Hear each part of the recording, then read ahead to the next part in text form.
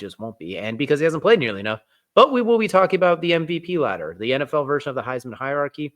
We're going to go through the three. I have a mild shakeup here at the bottom is JSN, while still very good, will not be number 3. Welcome back, Josh Allen. You had 6 touchdowns and 53 fantasy points, depending on the scoring.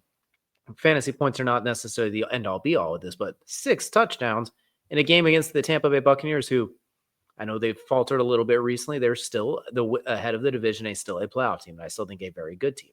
Flawed, but very good. And they needed every single one of them because Buffalo's defense is, boy.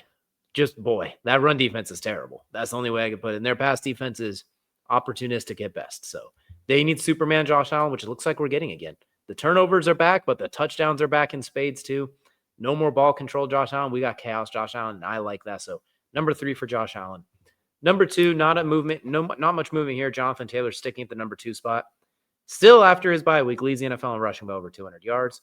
Leads in touchdowns, still on pace to be ridiculous. The Colts are still a wagon. They're still towards the top of the AFC. I think they're sitting at 3 now because they've had the bye week.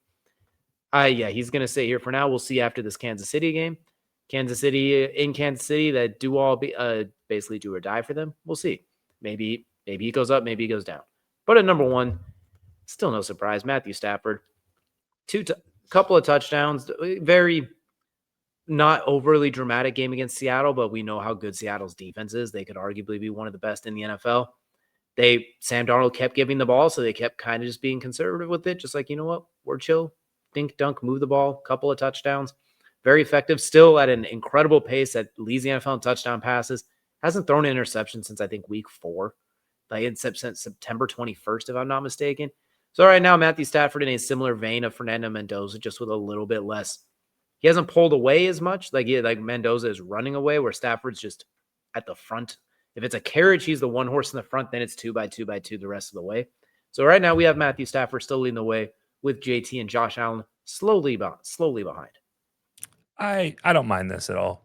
It's hard with the number 3 spot. Like, right, it's you want to kind of give people the nod, but at the same time, they're like, nobody's really. This feels like the MVP category where it's like nobody's really going out of their way to try to win this other than Matt Stafford and Jonathan Taylor. It's like those two feel like assurances, and everybody else is like, we'll just keep playing our game, and if we get there, we get there. I could have put Myles Garrett here if they could win a couple of those games. So he's had 10 sacks in 3 games. If they won 2 of those, maybe I could have thrown Myles Garrett in there just for fun. But it's that 3 spot's been a rotating wheel, and even like you could put Drake Maye in there, which he's more than.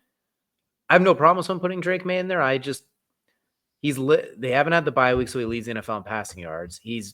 Has yet to have a 300-yard game, 20 touchdowns, 5 picks. He's still good. Like, this isn't even a Drake Maye knock. He just hasn't.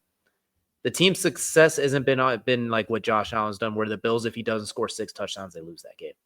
Where I look at where like Drake May's been very, very good. He's a Pro Bowl player. I don't think he's been an MVP player at this point. I think they're the number 1 team, and he looks very efficient. He has the leading completion percentage, but I think we need to reel it in just a little bit with Drake Maye. Yeah, it is one of those cases. I kind of alluded to this when I talked Shedeur, like, give me 220 and 2 touchdowns, I'm fine with. Like, it doesn't have to be an exceptional game from players a lot anymore to win. Coaches are more than happy with just doing enough.